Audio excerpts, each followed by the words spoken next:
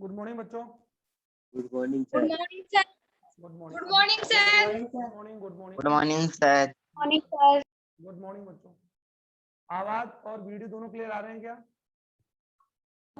Yes sir. ठीक है yes sir.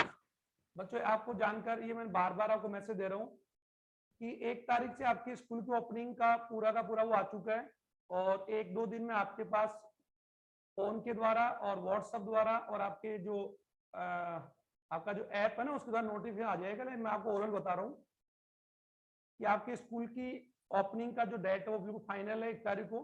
और उसकी आपके जो बस का रूट है, वो कैसी गाड़ी, कौन सी स्टॉपेज, ड्राइवर नंबर कौन है, वो सारा जो पहले भी आपको ध्यान है ना, लास्ट ईयर स्कूल जब ओपन हुआ था जनवरी में, तो पूरा टाइम टेबल आपके व्हाट्सएप पर आया था टाइम टेबल की गाड़ी का रूट कौन सा होगा। Yes sir. तो वैसी गाड़ी का यस सर। Yes sir. आप सभी बच्चे अपने स्कूल आने की तैयारी, अपने यूनिफॉर्म को चेक कर लें। यूनिफॉर्म आपके पास 2 में से 1 यूनिफॉर्म होना चाहिए। नए बच्चे जो हैं वो अपने स्कूल जब ओपन होगा तो वो स्कूल में काउंटर लगा हुआ है तो वो स्कूल से स्कूल अपने ले लेंगे। आप बुक्स है, नोटबुक है, वो इम्पोर्टेंट है ना। यूनिफॉर्म के लिए आपको थोड़ा टाइम दिया जा सकता है, लेकिन बुक्स आपके पास सबके पास होनी चाहिए। एक बस में आने वाले विद्यार्थी या तो बस शुरू होने से पहले आप पेरेंट्स को बोल सकते हैं, वो आजकल 1-2 दिन में आकर अपने आपकी गाड़ी का जो बस कार्ड वो बना सकते हैं। और अगर आपको लगता है कि हम स्कूल आने के बाद बस कार्ड बना लेंगे तो उसमें कोई दिक्कत नहीं, क्योंकि हम लोग इनिशियल आपको 1 सप्ताह तक बस कार्ड बनाने का टाइम देंगे। तो बस कार्ड तो आप लोग स्कूल में आने के बाद बना सकते हैं, लेकिन अगर कोई पेरेंट्स आसपास में रहते हैं तो वो आराम से आप बस कार्ड भी बना सकते हैं। चलो बच्चों, ये जानकारी आपको मिलती रहेगी। हम अपने टॉपिक को आगे बढ़ाएं उसके पहले मैं कुछ क्वेश्चन पूछूंगा। हालांकि आज बच्चे कम कनेक्ट हो रहे हैं। आवाज क्लियर आ रही है सब तक? Yes sir. Yes sir. आवाज आ रही है? अच्छा ठीक है, ओके बच्चों। तो अब आप मुझे बता दीजिए, कल हम लोगों ने देखो क्वेश्चंस में आप लोगों को हमेशा आपको ये बोल के जाता हूं, और यह हमेशा नहीं बोलता हूं, तो एक बार बोला था, मैं बोलता भी हूं अक्सर जब भी आप ऑफलाइन रहते हैं तब भी, कि पर डे आप 10 से 15 क्वेश्चन अगर सेल्फ नहीं बनाते हैं ना तो आपकी स्टडी बेकार है। क्योंकि सेल्फ स्टडी सबसे इंपॉर्टेंट स्टडी में से एक आती है। आप कितने टीचर से पढ़ लो, आप 24 घंटे में से 22 घंटे आप स्पेशलिस्ट जो टीचर होते हैं उनसे पढ़ लीजिए, लेकिन जब तक आप लोग, यानी यूं कह सकते हैं, जब तक आप खुद उसको सेल्फ नहीं पढ़ेंगे, सेल्फ लर्न नहीं करेंगे, सेल्फ उसके नोट्स नहीं बनाएंगे, वो स्टडी बेकार है। क्योंकि आप ये तो आप जानते हैं कि मार्केट में आज प्रत्येक सब्जेक्ट की या प्रत्येक कोर्स या प्रत्येक स्ट्रीम की बहुत अच्छी और बहुत एक्सीलेंस बुक्स मार्केट में, लेकिन क्या उन बुक्स को मार्केट से हम खरीद कर घर तो ले, और अगर उनको हम पढ़ेंगे नहीं तो क्या सक्सेस हो जाएंगे क्या? No sir. तो आप ये तो जानते हैं, जैसे बच्चों कल को आप मेडिकल स्टूडेंट बनेंगे, तो क्या आज बाजार में एमबीबीएस या पीजी आदि की बुक्स या आईएएस आईपीएस बनने की बुक्स मार्केट में है या नहीं है? है सर। हर प्रकार का ग्रंथ, चाहे आपका वो आध्यात्मिक ग्रंथ हो या वो किसी प्रकार का, अगर बात हम उपनिषद की बात हम करते हैं, ऋग्वेद की बात हम, रामायण की बात हम करें, बाइबल की बात हम करें, कुरान की बात हम करें, गीता की बात हम करें, या यहाँ तक कि biology, chemistry, physics, botany, geology, geology, हर सब्जेक्ट की बुक मार्केट में उपलब्ध है, या फिर गूगल को आप बोले वो आपको दे देगा। लेकिन जब तक आप उस बुक को रीड नहीं करेंगे, जब तक आप उस सब्जेक्ट को पढ़ेंगे नहीं, तो क्या आपको उस टॉपिक का या उस सब्जेक्ट का नॉलेज हो जाएगा क्या? No sir. वही आप, तो ये चीज आप एग्री करते हैं ना कि आप कक्षा 12 में तो अभी आप आए, अभी एक दो महीने पहले आए, लेकिन क्या आपके कक्षा 12 की बुक्स, चलो ठीक है, आप तो मुझे आज आप कक्षा 12 में ही है, तो क्या बाजार में आज भी क्या आप पीजी की या फिर नीट पीजी की बुक्स भी ला सकते हैं ना? क्योंकि वो बाजार में उपलब्ध है।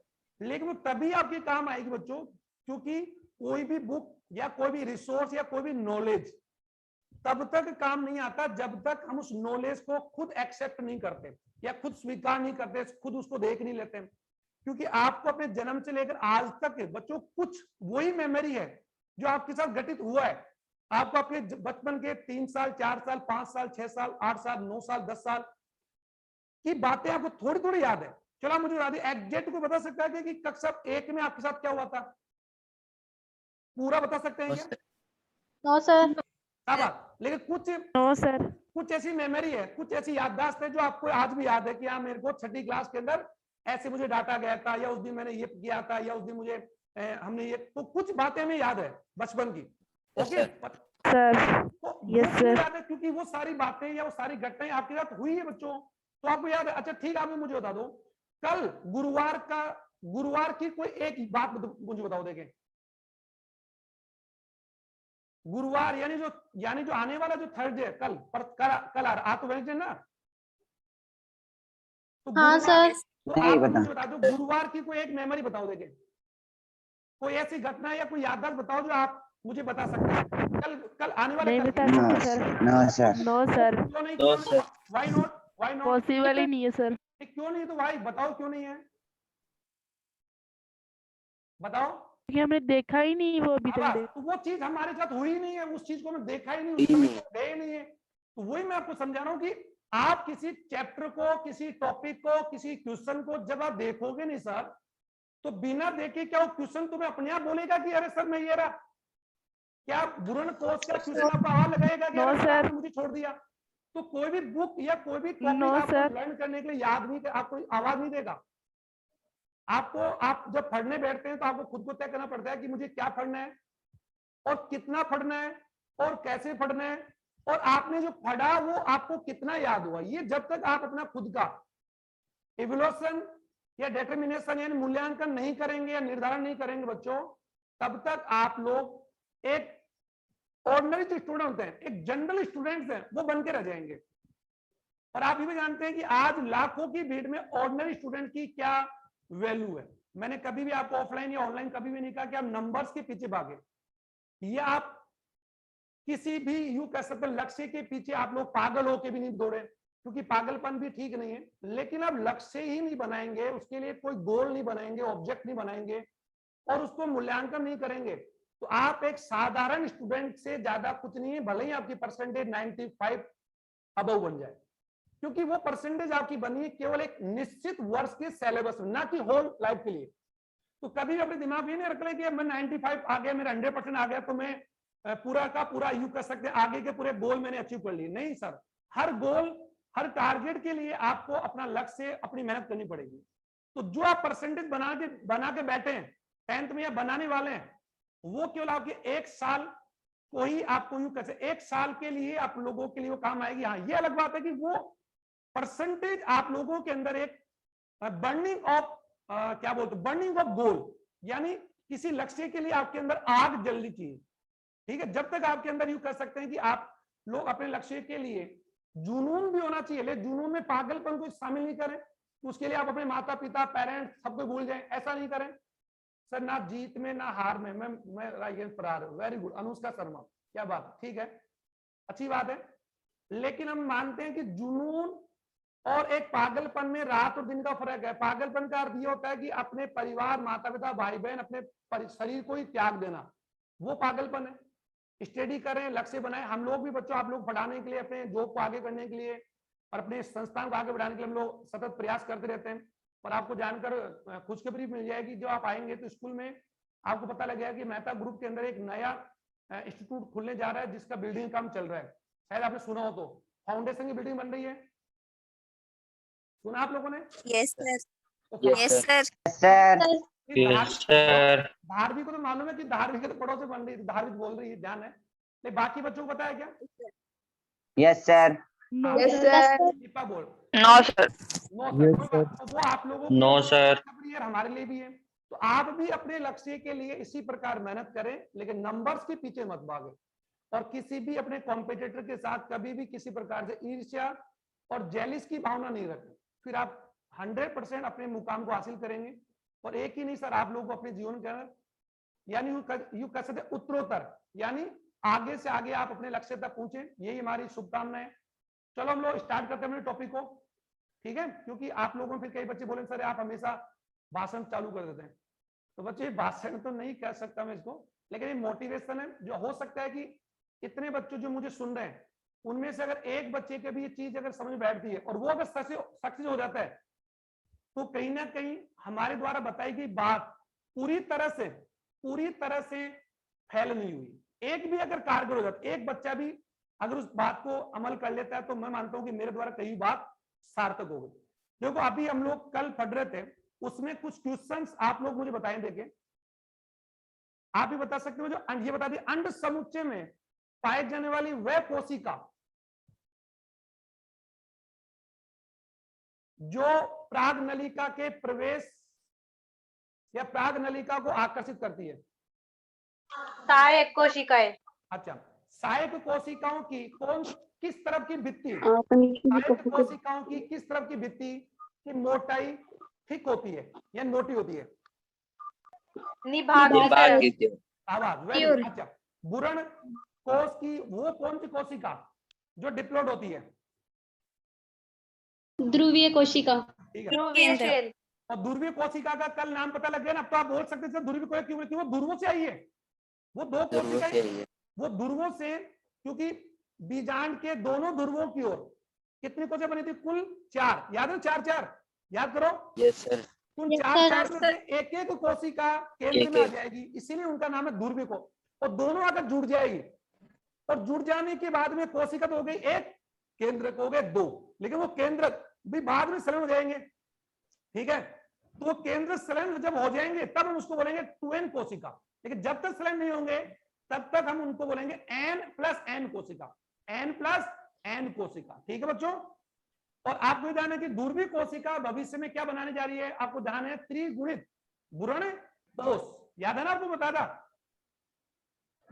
Yes sir. Yes sir. चलो ये हम पढ़ेंगे आराम से, एक एक करके पढ़ेंगे, जल्दबाजी नहीं करें। अब मैं आपको देखो, आप इस चैप्टर में हमने क्या पढ़ लिया? मेल और female reproductive part of flower या प्लांट पढ़ लिए। फिर एक एक में हमने पढ़ लिया मादा जननांग में या मादा जननांग जायांग या बीजांड में हमने पढ़ लिया गुरु बीजाणु जनन, और गुरु बीजाणु से मादा युग्म कोशभीत पीढ़ी का निर्माण हमने पढ़ लिया, पढ़ा ना।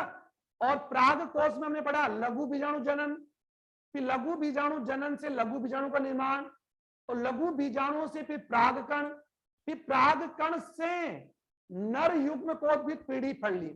अब हम पढ़ेंगे प्रागण, क्योंकि प्रागण क्रिया के बिना क्या नर शुक्राणु जो प्राग नलिका में, क्या वो बीजांड के भ्रूण कोश के अंडाणु तक पहुंच सकते हैं क्या? नहीं। तो आप जानते हो कि मादा युग्म पुष्प में कहां पर है बच्चों? बीजांड के अंड समुच्चय में है। तो उस अंड समुच्चय के अंडाणु एग तक किसका आना जरूरी है? नर युग्म शुक्राणु का। उन्हें लेकर कौन आएगा? प्राग नलिका। तो प्राग नलिका कब बनेगी? जब प्राग कण कहां पूछे? प्राग कोश से वर्तिकाग्र। शाबाश। तो अब याद करो, अगर आपको थोड़ा बहुत याद आ रही मेरी बात कही हुई कि लैंगिक जनन के 3 चरण बताए थे मैंने आपको। पूर्व निषेचन, तो पूर्व निषेचन में आपको क्या कहता है? युग्मकों का निर्माण और युग्मकों का स्थानांतरण।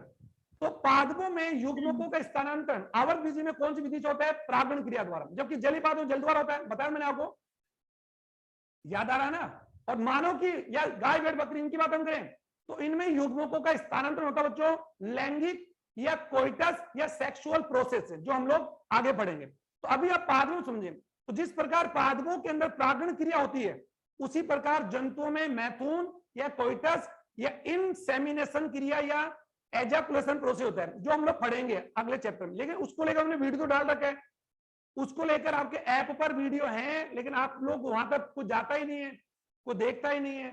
तो इसका जब तक आप देखेंगे नहीं बच्चों, तब तक आपको समझ में आएगा भी नहीं। चलो हम आगे बढ़ते हैं। तो आज हम पढ़ेंगे, आज हम क्या, को बताओ आज इसका टॉपिक कौन सा है? प्रागण। प्रागण। परागण। प्रागण। प्रागण। आज हम पढ़ रहे हैं प्रागण। प्रागण। अब बच्चों आप जानते, एक तो ये तो है प्रागण और एक होता है प्रागकण। तो प्रागकण तो कौन है? एक कोशिक अगुणित गोल अचल संरचना को प्रागकण कहते हैं, जो लघु बीजाणु से बनता है, या फिर कहते हैं जो लघु बीजाणु से विकसित होता है। क्योंकि मैंने आपको 1000 बार बोला कि लघु बीजाणु और प्रागकण दोनों एक ही है, केवल एक ही चीज का अंतर है कि लघु बीजाणु के ऊपर स्पोरोपोलिनिन का परत नहीं होती है। तो जब लघु बीजाणु पर स्पोरोपोलिनिन का भाई चोल जब आ जाएगा तो वही क्या बन जाएगा? प्रागकण। और ये कब आएगा? जब प्राग कोश की टैपिटम, प्राग कोश की टैपिटम स्पोरोपोलिनिन और वसा का स्राव करती है, जिससे प्रागकण के भाई चोल का निर्माण होता है। ये बात मैं आपको बता चुका हूं, और मैं आपको ये बता चुका हूं वर्क ऑफ या फंक्शन ऑफ टैपिटम, याद है ना आपको? क्योंकि इस चैप्टर में मुझे टैपिटम, एक तो इंपॉर्टेंट क्वेश्चन ये नजर आ रहा है, प्राग कोश की भित्ति का अनुप्रस्थ काट का चित्र बनाइए, शायद बना लिया होगा।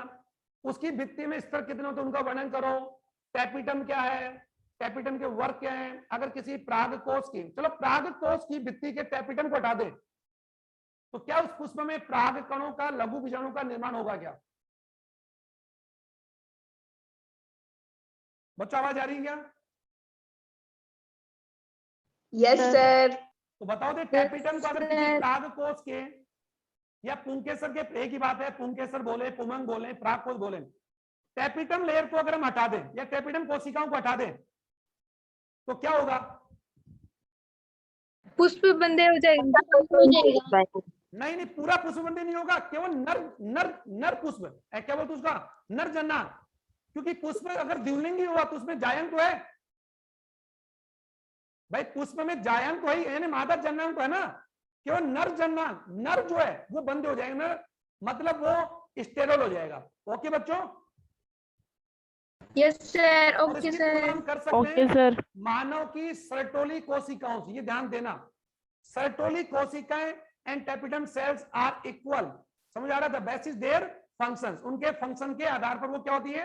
इक्वल होती है। और ये बात भी आपको बोल चुका हूं कि पादपों में आवर्त बीजी पादप बोल रहा हूं मैं यहाँ पर कवक सेवाल नहीं बात ही कर रहा, क्योंकि कवक सेवालों में तो जननांग ही एक्चुअल में पुंदानी स्थिदानी होते, इस प्रकार पुष्प होते ही नहीं है। तो मैं बात कर रहा हूँ केवल आवर्त बीजी पादपों की। तो आवर्त बीजी पादपों में जो लघु बीजाणु जनन है बच्चों, वही मानव में शुक्र जनन है। इसको दिमाग में बैठा के चलो। और आवर्त बीजी पादपों में जो गुरु बीजाणु जनन है वो अंड जनन है। और ये भी मैंने बता दिया कि लघु बीजाणुओं का जन्म यानी बीजाणु निर्माण और युग्मन निर्माण दोनों ही क्रियाओं में अर्धसूत्री विभाजन होता है। और एक द्विगुणित मदर सेल से 4 अगुणित कोशिकाएं बनती है। उन कोशिकाओं का नाम उनकी मदर के आधार पर होता है। ये ध्यान सुनना। अच्छा मुझे बताओ सर, गोभी के आने वाले फूल को आप गोभी का फूल बोलते हो या टमाटर का फूल बोलते हो? गोभी का फूल। गोभी बोले, कॉमन सी बात है। टमाटर के टमाटर, गाजर के गाजर, मक्का ये थोड़ी बोलोगे। या फिर अगर हमारे मान लीजिए ये थोड़ी नो सर। हमारे घर में जब कोई बच्चा या जब कोई महिला बच्चे को जन्म देती है तो कोई आगे ये थोड़ी कहता है सब गधा हुआ है। No sir. ये थोड़ी हुआ है टमाटर हो गया या सब गोभी हो गई, सब बैंगन हो गया। तो वही बात है कि हर सजीव अपने समान संतान पैदा करता है। तो वही बात यहाँ पर है बच्चों कि मदर सेल का नाम, जैसे मैं आपको बायोलॉजी पढ़ा रहा हूँ तो मैं बायो टीचर हूँ, मुझे केमिस्ट्री से थोड़ी बोलोगे। आप मेरा नाम नहीं जानते, लेकिन आप ये तो जानते हो ना कि हाँ सर हमें बायो पढ़ा, तो बायो वाले सर हो। तो सब्जेक्ट के आधार पर, वर्ग के आधार पर, विशेषताओं के आधार पर हमारा नाम होते हैं। चलो हम लोग आगे बढ़ते हैं। तो प्रागण क्रिया को पढ़ रहे बच्चों, बहुत सिंपल बोल रहा हूं, यानी आप इसको समझे। आवर्त बीजी पादपों में किसी पुष्प के प्राग कोश से प्राग कणों का उसी पुष्प की या किसी अन्य पुष्प की वर्तिकाग्र पर पहुंचने की क्रिया को प्रागण कहते हैं। तो मैं यहाँ पर लिख नहीं रहा सर कुछ भी, मैं लिखूंगा भी नहीं। ये कोई प्लांट है और ये प्लांट का अगर बात हम करें, ये स्टेम है। ओके बच्चों, ये उसका मुख्य स्टेम मान सकते हैं। और ये इसकी ये लीफ कह सकते हैं, ये लीव्स है। और उसके यूं कह सकते हैं ये यहाँ पर बच्चों ये फ्लावर है, ठीक है। एक फ्लावर यहाँ पर है, एक फ्लावर यहाँ पर है, एक फ्लावर यहाँ पर। आप समझ पा रहे होंगे ऐसे। तो आप इतना, अब इसको एक तो ये डायग्राम बनाया मैंने, अब एक रफली डायग्राम मैं आपको जो ज्यादा समझ आ जाएगा आपके इस प्रकार। ये कोई पादप, इस पादप के यहाँ पर ये पुष्प है। ओके, और पुष्प के अंदर बात हम करें, ये प्राकोश है। और ये अगर बात हम करें, अरे इसको ऐसा भी बना सकते हैं, हालांकि दिख तो रहा होगा आपको, ऐसी बात नहीं है। दिख रहा है ना, ये दिख रहा है सबको? Yes sir. Yes sir. Yes sir. ऐसा ले सकते हैं, ऐसा भी ले सकते हैं आप लोग। वो तो आप लोगों को बनाना पड़ेगा सर। और समझ में आता है, नहीं बनाते तो भी समझ तो आ ही रहा है, ऐसी बात नहीं। इतने तो आप होशियार तो ही सारे बच्चे, है ना। इसमें तो कोई डाउट नहीं है, इसमें तो कोई डाउट है ही नहीं। No sir. No sir. होशियार नहीं हो आप लोग? No sir. अरे कैसे नहीं हो तुम लोग अपने आप को देखो, तुम बहुत स्मार्ट हो। Yes sir. अरे नारायण स्मार्ट कर दिए नहीं, तुम कांच की मतलब स्मार्ट माइंड से होना चाहिए ना। कहीं तुम अपने आप को देखो और आज फिर आप अपने आप को देखते रहो, ऐसा नहीं। स्मार्ट आप अपने ब्रेन से बने, अपने आदतों से बने, अपने व्यवहार से बने, अपने विचारों से बने, और बात जब किसी के साथ करें तो बड़े छोटों का सम्मान करें, है ना, ये सबसे इंपॉर्टेंट चीज है। अब देखो मैं Yes, जैसे स्मार्ट की बात बोली ना, तो 2-4 बच्चे कम हो गए, वो सब मतलब वो उठ गए, उन्होंने क्लास ही ड्रॉप कर दी। चलो कोई बात नहीं, देखो मैं आगे बढ़ता हूँ। तो प्रागण का अर्थ समझने का प्रयास कीजिए। ये कोई पुष्प है और ये यहाँ प्राग कोश है, तो ये जो प्राग कण, और हम जानते हैं प्राग कोश का क्या होगा, प्रकीर्णन बताया ना आपको, स्फुटन होगा। और प्राग कोश के स्फुटन में अंतःस्थिशियम, याद है मैंने बताया, एपिडर्मिस, ये पहले ब्लास्ट होती है बाद में होती है, और फिर पूरा का पूरा प्राग कोश जो होता है वो होठ की तरह खुल जाता है, बताया था। तो प्राग कोश से ये प्राग कण, देखो अब मैंने कहा इस प्राग कोश से ये प्राग कण जो वर्तिकाग्र पहुंच रहे हैं, तो इसी क्रिया को हम क्या बोलेंगे, प्रागण बोलेंगे। तो अगर ये प्रागकण इसी पुष्प पर जा रहे हैं तो स्वपरागण, और अगर इसी पुष्प में प्रागकण यहां ना जाकर किसी दूसरे पुष्प पर चले जाते हैं, अरे जा सकते हैं ना, जा सकते हैं, क्योंकि हम जानते हैं कि परागण 2 प्रकार से होता है। अगर बात हम करें पुष्प के आधार पर, स्वपरागण और परपरागण, तो मैं वो बात बताऊंगा। पहले आप सुने प्रागण का अर्थ क्या है, किसी पुष्प के प्राग कोश से अगुणित प्रागकणों का, ठीक है। और हम जानते भी है कि प्रागण क्रिया के दौरान जो प्रागकण, बच्चों जो प्रागकण ये जा रहा है, वो प्रागकण आप जानते हो कितनी कोशिका होता है, बताओ देखे, 2 कोशिकीय है, जानते हैं ना। हाँ, जो प्रागकण प्राग कोश से वर्तिकाग्र पर जाने के लिए अपने घर से निकल चुका है, वो कितनी कोशिकीय है, 2। ये ध्यान, एक कोशिका 2 और एक कौन सी है, छोटी। बड़ी कोशिका प्राग वर्तिकाग्र पहुंचकर क्या बनाएगी, प्राग नलिका बनाएगी, वो तो आगे का काम है सर। तो बच्चों प्रागकण ट्रेवल के दौरान, यात्रा करने के दौरान वो कितनी कोशिका होता है, तो बोलेंगे सर वो डबल सेल्ड होता है, यानी 2 सेलुलर होता है, ये ध्यान दो। तो ये प्रागकण ये यहाँ पूछा, और यहाँ पूछने के बाद आप इसके बाद तो आप जानते हैं, तो इसके बाद हम ये कॉमन, अब बात आती है बच्चों ये पुष्प है और ये नहीं इसी पुष्प का, तो इस पादप पर अगर मैंने बोला ये कोई पुष्प लगा हुआ है, ये पुष्प लगे हुए हैं, ये पुष्प लगे हुए हैं, ये पुष्प लगे हुए, ये सारे पुष्प, सारे पुष्प। तो आपको ध्यान है कि इस पुष्प के प्रागकण, इस पुष्प के प्रागकण इस पर भी आ सकते हैं और यहाँ पर भी आ सकते हैं और यहाँ पर जा भी सकते हैं। तो ये प्रागकण अगर इसी एक ही पुष्प की वर्तिकाग्र में जाते हैं तो स्वपरागण बच्चों, और परपरागण कब होगा, कब, यानी आप समझ रहे क्या, सर। सर अब परपरागण क्या होगा, परपरागण का अर्थ क्या होता है, जो परपरागण 2 प्रकार का होता है, ये ध्यान दो, स्वजातीय और सजातीय। अगर आप समझे तो स्वजातीय का अर्थ तो क्या होता है कि यदि किसी पुष्प का प्रागकण, अगर किसी पुष्प का प्रागकण उसी पुष्प की वर्तिकाग्र जाए तो वो तो स्वपरागण हो गया। और सजातीय का अर्थ होता है अगर किसी पुष्प का प्रागकण उसी पादप पर, उसी पादप के दूसरे भी आ जाएगा जाए तो उसे बोलेंगे सजातीय। समझ आ गया आपको, नहीं आया, यस सर आ गया। आ गया। और परपरागण आप जानते हैं, परपरागण का क्या होता है, जब किसी पुष्प का परागकण किसी दूसरे पादप पर स्थित पुष्प की वर्तिकाग्र में जाता है तो उसे बोलते हैं क्रॉस पोलिनेशन। और आप भी जानते हैं कि परपरागण हो या स्वपरागण हो, क्या स्वजातीय हो या सजातीय हो, एक ही बात है। स्वपरागण के 2 प्रकार होते हैं, सजातीय और स्वजातीय, पढ़ाऊंगा अभी आपको।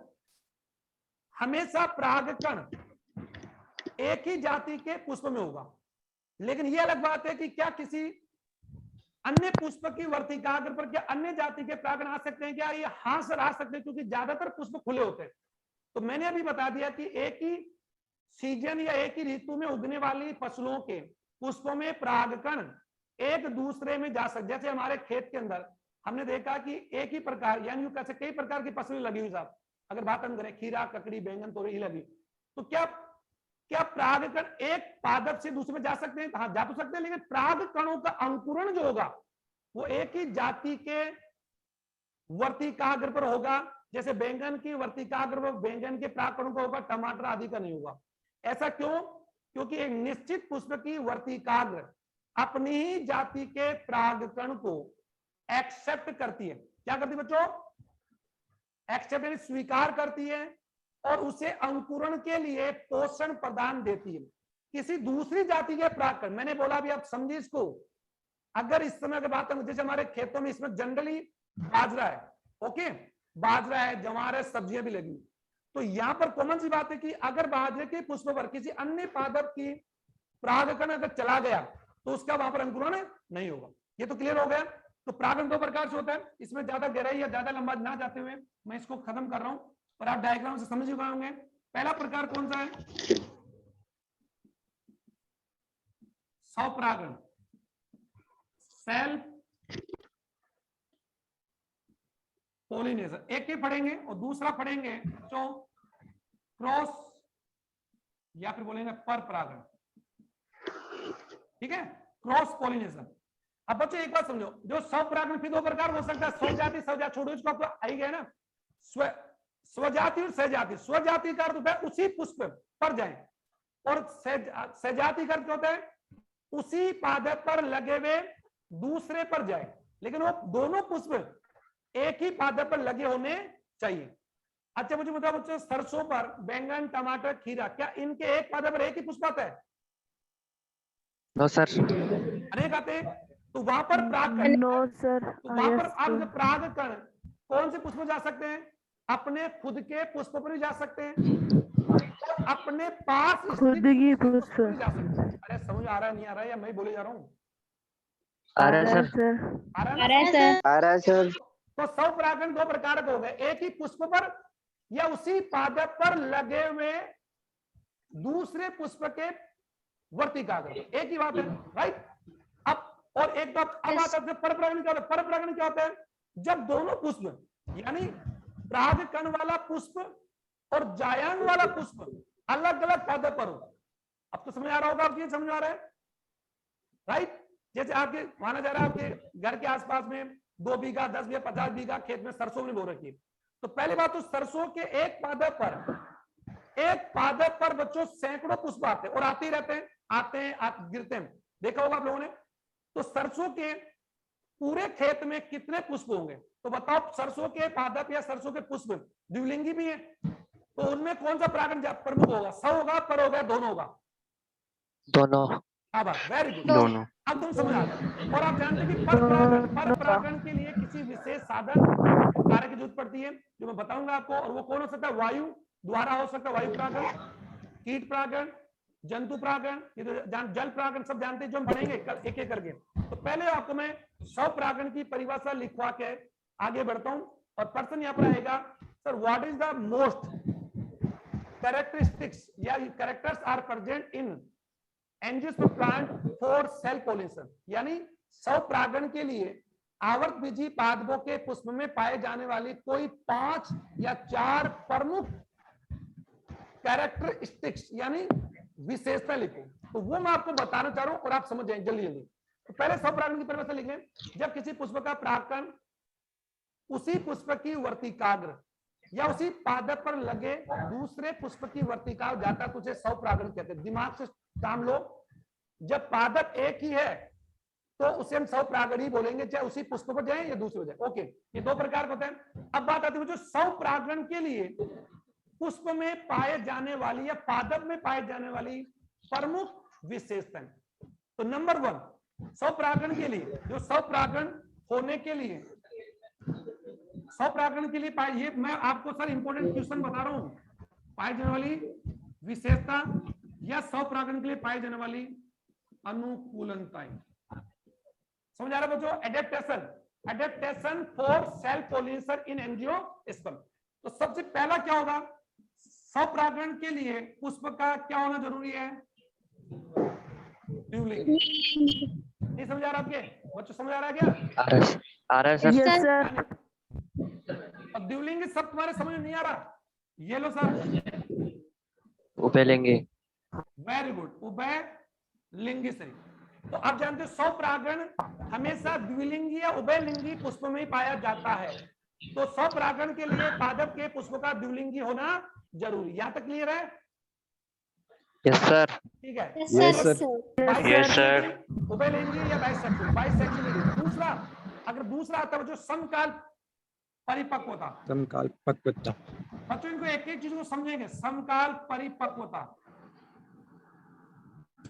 समकाल परिपक्वता का अर्थ आप समझ, मैं बता दूंगा अभी आपको। होमोग्लोबिन बोलते हैं, लेकिन समकाल परिपक्वता अर्थ है कि द्विलिंगी पुष्प होना और दो पुष्प के दोनों जननांगों का यानी पुंकेसर और जायांग या अंडक में लघु बीजाणु जनन और गुरु बीजाणु जनन साथ साथ होना जरूरी है। अगर किसी पुष्प के, सुनो एक बात, अगर किसी पुष्प में नर जननांग का विकास पहले हो गया यानी पुंकेसर, पुंकेसर में परागकोश बन गए और परागकण बन गए, सुनो एक बात, लेकिन जायांग में अंडाणु का या भ्रूण कोष का निर्माण अभी तक नहीं हुआ, समझो, तो परागकण क्या वर्तिकाग्र आ भी जाएंगे तो वहां पर उनका आने का कोई औचित्य नहीं होगा, क्योंकि जब तक वर्तिकाग्र का विकास नहीं होगा, जब तक अंडा परागकण वहां नहीं आ सकते, अगर आ भी गए तो उनका अंकुरण नहीं होगा। तो स्वपरागण कब होगा बच्चों? जब दोनों पुष्पों का एक साथ, सॉरी,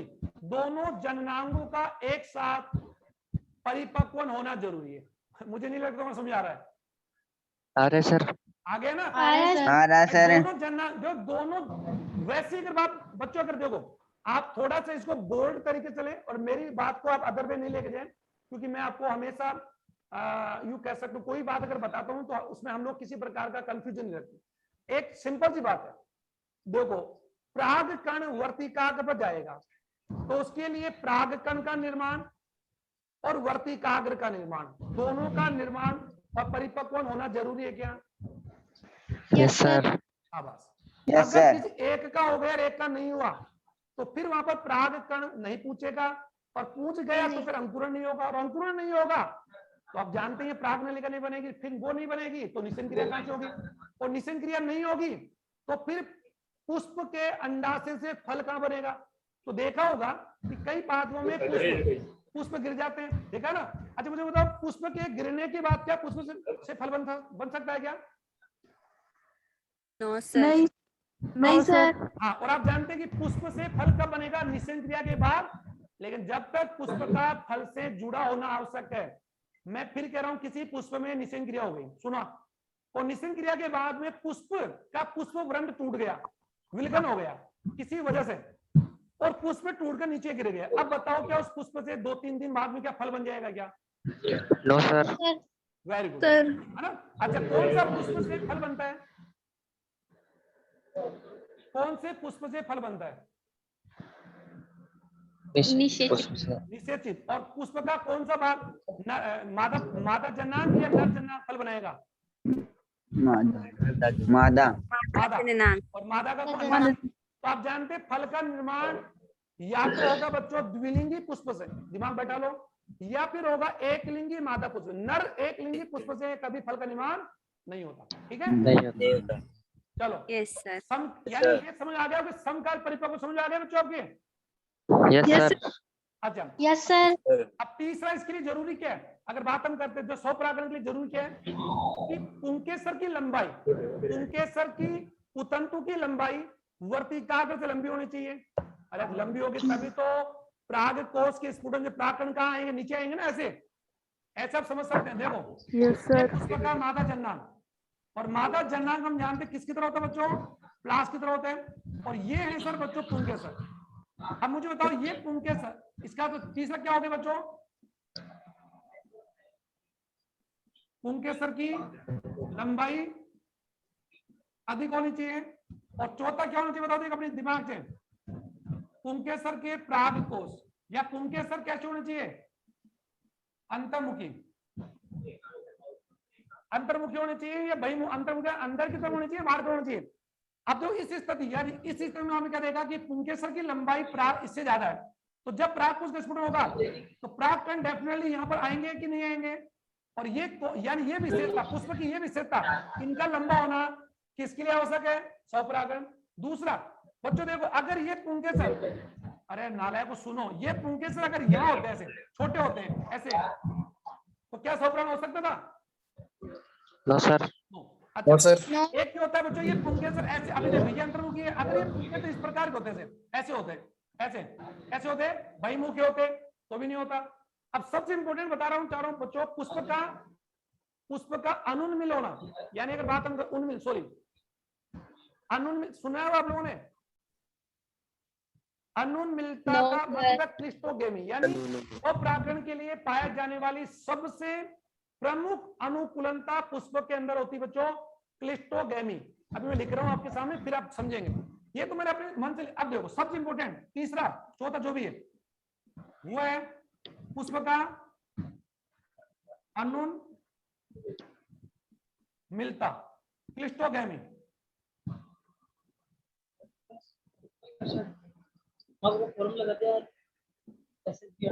अब बच्चों एक बार इसको बंद करो, आपने आवाज आ रही है उसको, अपने आवाज आप उसको बंद कीजिए। अनुष्का आपका ऑडियो चालू बच्चों, ऑडियो चालू है, ऑडियो को बंद रखें तभी तो पता है ना।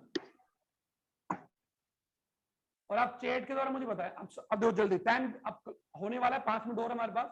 अब जल्दी से मैं आपको खत्म कर रहा हूं कि आप दो स्वपरागण के लिए पुष्प का अनुन्मिल। अब बच्चों पहले समझिए कि अनुन्मिल या अनुन्मिलियता या क्लिस्टोगैमी है क्या चीज, इसको समझा पहले कि क्लिस्टोगैमी यानी कि बात हम कर रहे हैं, क्लिस्टोगैमी का अर्थ होता है कि वे पुष्प जो कभी खुलते नहीं है, वे पुष्प जो कभी खुलते नहीं है, मतलब खुलने का अर्थ है कि उनके बाह्य दलपुंज जो होते हैं वो पुष्पों को खोलते नहीं है। तो जो पुष्प हमेशा बंद ही रहते हैं। तो बच्चों जो पुष्प, आप थोड़ा दिमाग लगाएं, जो पुष्प हमेशा बंद ही रहेंगे, ऐसे मान लो ये होंगे, और ये इसके अंदर ये कौन जनांग है, मादा जनांग अंदर ही है, और ये नर जनांग भी अंदर ही है, अभी नहीं आ रहा, और ये इसके दल जो है, और इसको पूरा का पूरा बंद करते हैं।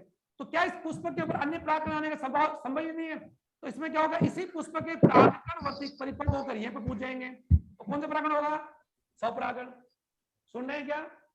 अरे वे तो कभी ही नहीं है, ओपन ही नहीं होते।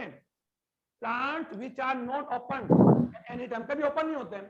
तो उनमें जनांग दोनों ही, अरे जनांग दोनों आएंगे। तो बताओ उसके नर पुष्प के जो नर जनांग के परागकण कहां पर गिरेंगे, उसी पुष्प की वर्तिका पर गिरेंगे, बाहर गिरेंगे उसी पर, उसी पुष्प के। तो कौन सा परागण होगा, स्वपरागण। स्वपरागण के लिए पाई जाने वाली सबसे प्रमुख विशेषता द्विलिंगी, समकाल परिपक्वता, अनुन्मिलियता, क्लिस्टोगैमी बोलते हैं। और अनुन्मिलियता बच्चों जिसमें बता रही, वे पुष्प जो कभी खिलते नहीं है। सुन रहे हो क्या? इसको लिखो मेरे साथ, आप हर की परिभाषा लिखोगे, पॉइंट मत लिखो, इनकी परिभाषा लिखो। वे पुष्प या वे पादप जिनके पुष्प कभी खुलते या खिलते या ओपन नहीं होते, ऐसे पुष्पों में सदैव स्वपरागण ही होता है। एग्जाम्पल अगर बात हम करें, वायोला,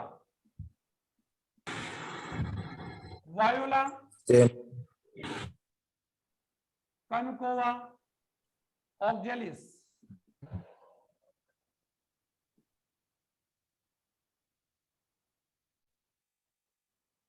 खट्टी बूटी,